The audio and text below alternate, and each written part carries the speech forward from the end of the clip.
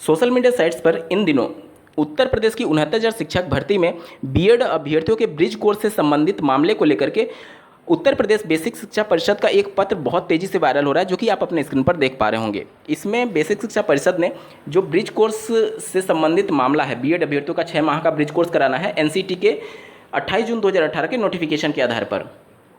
तो यहाँ पर चूँकि ब्रिज कोर्स अभी तक नहीं हुआ है और इसको लेकर के अभ्यर्थियों ने ऑनलाइन आईजीआरएस के माध्यम से राज्य सरकार तक अपनी बातों को पहुंचाया था कि हमारा 6 महीने का ब्रिज कोर्स करा दीजिए, जहां पर बेसिक शिक्षा परिषद ने ये जवाब दिया है कि अभी ये मामला 69,000 की शिक्षकों से संबंधित मामला माननीय हाईकोर्ट में लंबित है और जब तक वहाँ से निस्तारित नहीं होती है तब तक हम लोग ब्रिज कोर्स नहीं करा सकते। और यहाँ पर कोर्ट ऑर्डर का वो वर्डिक्ट भी यहाँ पर मैंशन किया गया है।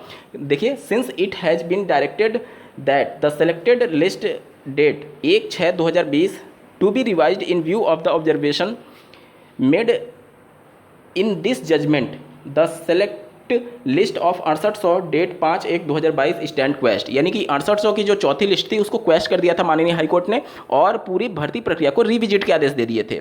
जैसा कि आपको ज्ञात होगा कि पिछड़ा वर्ग आयोग के द्वारा जो रिपोर्ट सबमिट की गई, जिसमें साफ शब्दों में कहा गया कि ओबीसी के सीटों पर कुछ आरक्षण का घोटाला हुआ है। लगातार अभ्यर्थी ये कह रहे हैं कि 19,000 ओबीसी के सीटों पर घोटाला हुआ है। इन सबको लेकर के माननीय इलाहाबाद हाईकोर्ट ने पूरे भर्ती प्रक्रिया पर रिविजिट के आदेश दिए हुए हैं कि आप फिर से एक बार लिस्ट बनाइए, सभी प्रावधानों को ध्यान में रखते हुए, आरक्षण के सभी प्रावधानों को ध्यान में रखते हुए। उसके बाद से जो सिस्टम में रहेगा, मतलब कि जो नए लिस्ट में आएगा उसको तो आप ज्वाइन दे दीजिए, और जो पहले से सेलेक्ट हो चुके हैं उनको तो सिस्टम से बाहर निकालना बहुत मुश्किल हो जाएगा, तो उसको पॉलिसी बना करके आप अंदर रख सकते हैं। यानी कि अभी बहुत कुछ होना बाकी है इस भर्ती में। अब यहाँ पर इस पत्र को आधार बनाते हुए अभ्यर्थी ये कह रहे हैं कि बीएड अभ्यर्थी का ब्रिज कोर्स कराने से बेसिक शिक्षा परिषद मना कर रहा है। इसका मतलब ये है कि माननीय सुप्रीम कोर्ट के फैसले को राज्य सरकार मानते हुए बीएड को बाहर करने जा रही है।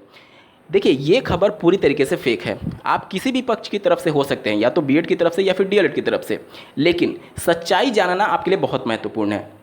अगर ब्रिज कोर्स नहीं होता है, जैसे 69,000 शिक्षक भर्ती में आप देखेंगे ज्वाइनिंग से लगभग 3 साल का वक्त हो चुका है।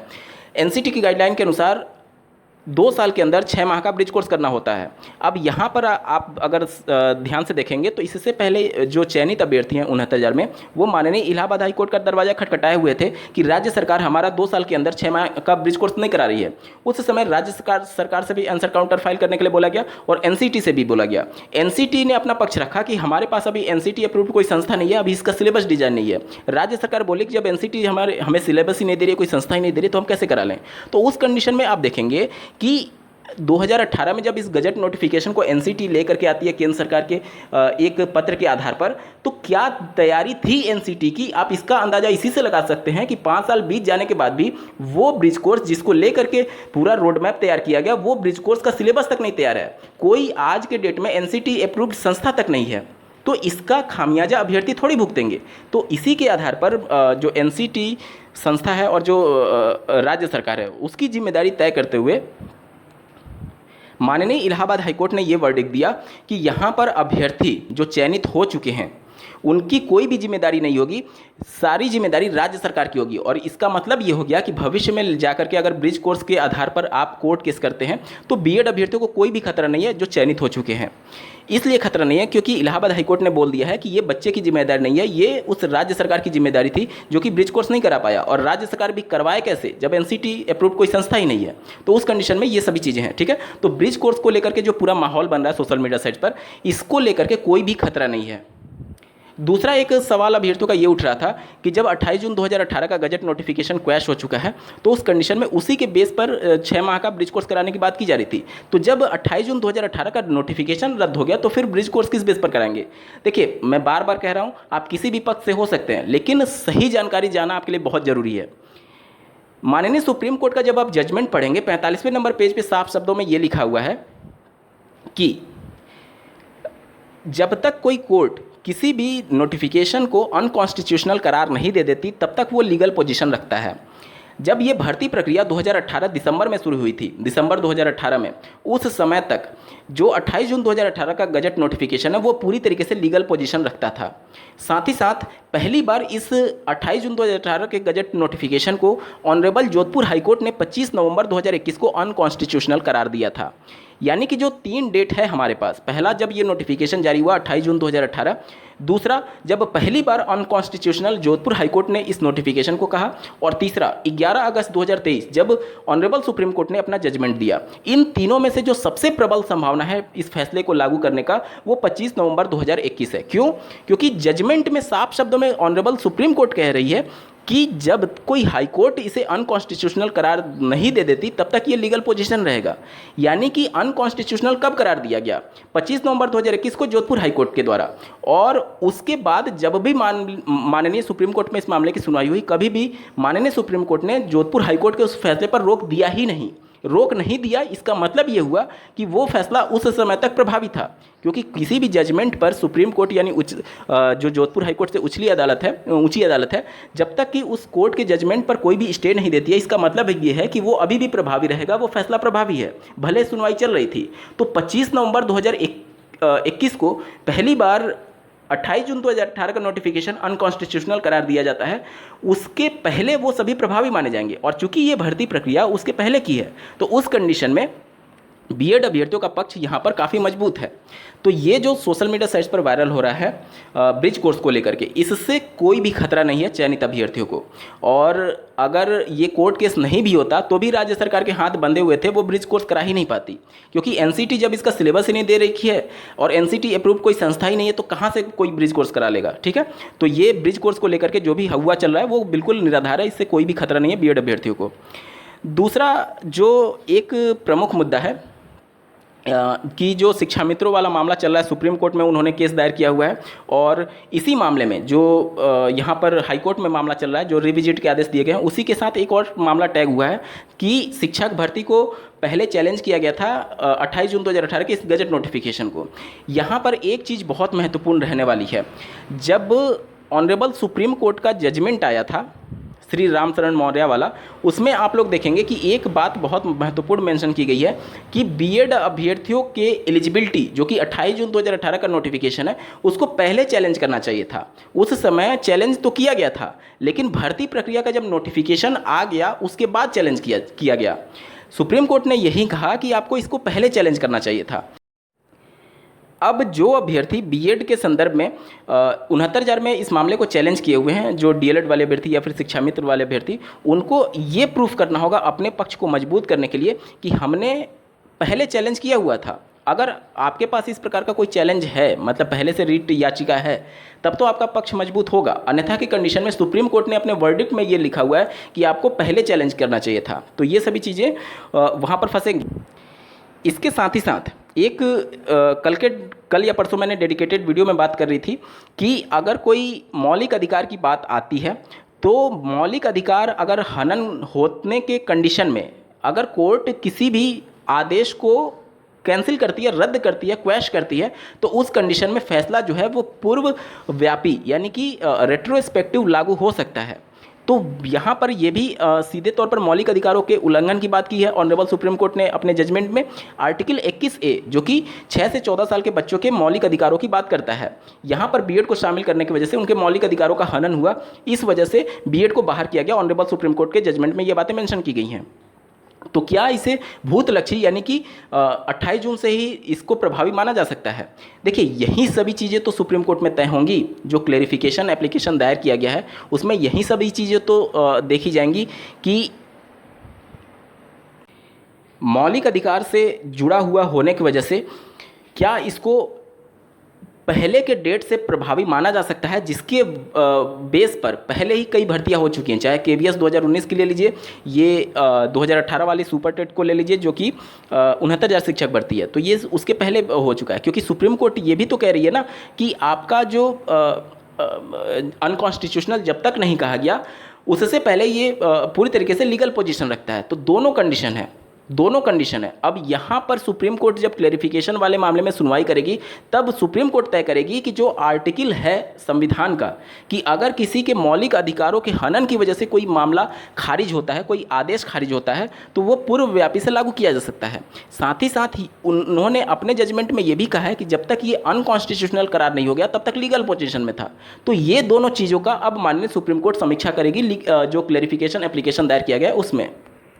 अब इस मौलिक अधिकार वाले पॉइंट को जो आर्टिकल में मैंने बताया था, उस वाले वीडियो में एक सम्मानित सदस्य हैं जिनके द्वारा कमेंट करके कुछ प्रश्न पूछा गया है कि संपत्ति का जो मौलिक अधिकार पहले था वो सरकारी योजनाओं के लिए उस भूमि सरकारी उपयोग करने में सक्षम नहीं थी, इस वजह से सरकार को जनता से भूमि लेने के लिए अधिकार मौलिक अधिकार छीन लिया। यानी कि इनका प्रश्न सीधे तौर पर यह है कि जिस प्रकार से जो संपत्ति का अधिकार था, मौलिक अधिकार पहले था संपत्ति का अधिकार, उसको छीन लिया गया जनता से। तो इनका ये कहना है कि जब इस प्रकार के मौलिक अधिकार को छीना गया है तो 6 से 14 साल का जो मौलिक अधिकार है 21A में, क्या वो नहीं छीना जा सकता? देखिए, मौलिक अधिकार का संरक्षक सुप्रीम कोर्ट माना जाता है और सुप्रीम कोर्ट ये तय करती है कि मौलिक अधिकार जो छीना गया संपत्ति का अधिकार, उससे क्या प्रभाव पड़ सकता है। अगर मौलिक अधिकार संपत्ति का अधिकार नहीं छीना जाता तो जो रेलवे ट्रैक बनता है, मान लीजिए वहाँ पर बीच में किसी का ज़मीन आ गया तो वो तो उसकी संपत्ति रहेगी, वो उसका मौलिक अधिकार है। अगर वो नहीं देना चाह रहा है, किसी को बेचना नहीं चाह रहा है, तो चाह कर भी राज्य सरकार या फिर केंद्र सरकार उससे नहीं ले सकती थी। तो फिर रेलवे ट्रैक बनते कैसे? मान लीजिए सरकार आपके लिए हॉस्पिटल बनाना चाहती है, आपका ज़मीन है, आप नहीं बेचना चाहते हैं, तो ज़बरदस्ती सरकार नहीं ले पाती अगर मौलिक अधिकार रहता। तो उस कंडीशन में जो भी डेवलपमेंट के कार्य हैं, चाहे हॉस्पिटल हो गया, रेलवे के लाइन हो गए, या फिर स्कूल हो गया, सरकारी स्कूल हो गया, कॉलेजेस हो गए, एम्स हो गया, इस प्रकार की IIT हो गया, इन सब के लिए ज़मीन चाहिए होगा ना। और ये सभी ज़मीन जरूरी थोड़ी है कि सरकार के पास इतना ज़मीन है, वो अधिग्रहण ही तो करती है। तो ये जो मौलिक अधिकार था पहले संपत्ति का, अगर ये रहता तो डेवलपमेंट के कार्य ना तो राज्य सरकार कर पाती और ना ही केंद्र सरकार कर पाती। इसी वजह से इसको मौलिक अधिकार से हटाया गया और ये हटाने से आप देखेंगे कि डेवलपमेंट में तेज़ी देखने को मिली। लेकिन आप कह रहे हैं कि 21A जो कि मौलिक अधिकार है 6 से 14 साल के बच्चों का, उसको हटाया नहीं जा सकता। उसको हटाने से आप ये नहीं कहेंगे कि बहुत ज़्यादा डेवलपमेंट हो जाएगा। डेवलपमेंट नहीं होगा, बल्कि वो उनका मौलिक अधिकार है गुणवत्तापूर्ण शिक्षा का। इस वजह से उस वाले 21A को हटाना यहाँ पर बहुत मुश्किल है। आप सीधे तौर पर बच्चों के मौलिक अधिकार को हटाने की बात कर रहे हैं। मौलिक अधिकार जब ये हटाया गया तो ये समीक्षा की गई थी कि इस मौलिक अधिकार को हटाने से क्या समाज पर प्रभाव पड़ेगा। समाज पर इसका पॉजिटिव इम्पैक्ट पड़ रहा था। पॉजिटिव इम्पैक्ट इस वजह से क्योंकि जिसका ज़मीन था उसको माइग्रेट किया जा रहा था किसी दूसरे जगह ज़मीन दे करके, या फिर उसको उसका मुआवजा दिया जा रहा था पैसे दे करके, यानी उसको कोई भी हानि नहीं हो रहा था और इसका लाभ पूरे समाज को मिल रहा था। इस वजह से इस मौलिक अधिकार को हटाया गया। लेकिन जो 21A में बातें मेंशन की गई है गुणवत्तापूर्ण शिक्षा की, माननीय सुप्रीम कोर्ट ने अपने वर्डिक्ट में साफ शब्दों में ये कहा हुआ है कि BEd अभ्यर्थियों का जो पेडागोजिकल लेवल होता है वह अलग होता है और ना तो ये DLED से हायर है, ना ही बेटर डिग्री है। और इस वजह से जो इनका गुणवत्तापूर्ण शिक्षा पाने का मौलिक अधिकार है उसका हनन हो रहा है। तो आप कह रहे हैं कि उस बच्चे के मौलिक अधिकार को ही छीन लिया जाए, जो कि प्रैक्टिकली पॉसिबल ही नहीं है। और ये मौलिक अधिकार छीनने से समाज का कोई बहुत बेहतर कार्य नहीं हो जाएगा कि इस मौलिक अधिकार को राज्य सरकार या फिर केंद्र सरकार छीनने पर विचार करेगी। साथ ही साथ इनका अगला प्रश्न ये था कि सरकार ने BEd को भी PRT के जरिए रोजगार देने व DLED में अच्छी गुणवत्ता ना होने की वजह से PRT में शामिल किया था। सरकार ने ये शामिल किया था और सुप्रीम कोर्ट ने सरकार को गलत ठहरा दिया कि आपने सिर्फ और सिर्फ नौकरी देने के लिए BEd अभ्यर्थियों को प्राथमिक में शामिल किया था। ये साफ तौर पर लाइन मेंशन की गई है। ऑनरेबल सुप्रीम कोर्ट ने ये कहा है अपने वर्डिक्ट में कि सुप्रीम कोर्ट ने ये कहा कि जो केंद्र सरकार ने परमिशन दिया था NCT को इस प्रकार का कानून बनाने के लिए, सीधे तौर पर ये लगता है कि केंद्र सरकार सिर्फ और सिर्फ रोजगार के मौके मुहैया कराने के लिए BEd को प्राथमिक में शामिल की हुई थी। गुणवत्ता की बात को सिरे से खारिज कर दिया ऑनरेबल सुप्रीम कोर्ट ने। साथ ही साथ आपके द्वारा जो यहाँ पर रिस्पेक्टेड सर हैं जो कि प्रश्न पूछ रहे हैं, इनके द्वारा पूछा गया है कि DPSP अनुच्छेद 43, DPSP मैं बता दूं कि ये राज्य के जो नीति निदेशक तत्व होते हैं उनका जो अनुच्छेद 43 है उनमें ये बातें मेंशन की गई हैं कि राज्य सभी कामगारों के लिए निर्वाह योग्य मजदूरी एवं एक उचित जीवन स्तर सुनिश्चित करने का प्रयास करेगा। DPSP भी ऐसे मौलिक अधिकार जो भविष्य सरकार संपन्न होने पर लोगों को देगी, तो फिर आप ऐसा कैसे कह सकते हैं कि अध्यादेश नहीं लाया जा सकता। देखिए, इनका ये कहना है कि जो राज्य के नीति निर्देशक तत्व होते हैं इसमें राज्य सरकार को संविधान में ये सिफारिश की गई है, सिफारिश नहीं आप कह सकते हैं कि उनको सलाह दी गई है कि आप अपने राज्य के लोगों के लिए कामगार और मजदूरी की इस प्रकार से व्यवस्था करेंगे। देखिए, राज्य का जो नीति निर्देशक तत्व होता है और जो मौलिक अधिकार है, आप नीति निर्देशक तत्व मानने के लिए राज्य सरकार बाध्य नहीं है, लेकिन मौलिक अधिकार के अनुच्छेद के अंतर्गत जो लिखा है वो मानने के लिए राज्य सरकार और केंद्र सरकार बाध्य है। नीति निर्देशक तत्व का अगर उल्लंघन कोई राज्य सरकार करती है तो आप उसको कोर्ट में चैलेंज नहीं कर सकते।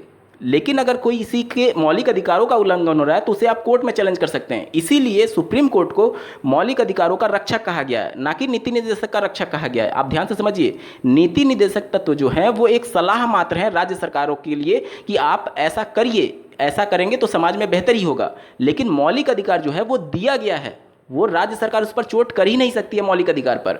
तो डीपीएसपी और जो मौलिक अधिकार है, दोनों में जमीन आसमान का अंतर है। आप दोनों को एक तराजू पर नहीं तौल सकते। कुल मिलाकर के ये है कि ये सुप्रीम कोर्ट में जब क्लेरिफिकेशन एप्लीकेशन दायर होगा तो इन्हीं सब मुद्दों पर चर्चा होगा जो मैं आपको बता रहा हूँ। जो आर्टिकल ये कहता है कि किसी के मौलिक अधिकार का अगर उल्लंघन हुआ है तो इसको भूतव्यापी मतलब भूतलक्षी, मतलब कि पहले डेट से जब ये नोटिफिकेशन जारी हुआ उस दिन से इसको कैंसिल माना जा सकता है। वहीं जो सुप्रीम कोर्ट का जजमेंट का 45वां पेज है वो ये कहता है कि जब इसे पहली बार अनकॉन्स्टिट्यूशनल करार दिया गया जोधपुर हाईकोर्ट के द्वारा 25 नवंबर 2021 को, उस डेट से इसको प्रभावी माना जाए। तो यही सभी चीज़ों तो समीक्षा में सुप्रीम कोर्ट तय करेगा कि इसको किस डेट से प्रभावी माना जाए। तो इन्हीं सभी पॉइंट्स पर चर्चा होगी। आज से ही आप कंफर्म नहीं कह सकते कि 69,000 से बीएड बिल्कुल सेफ है या फिर बिल्कुल बाहर है। वो सब कुछ समीक्षा का विषय है जो कि सुप्रीम कोर्ट तय करेगा। अब मैं समझता हूं कि आप सभी के डाउट क्लियर हो चुके होंगे। इस वीडियो को देखने के लिए आपका बहुत बहुत धन्यवाद। भगवान करे आपका दिन शुभ हो।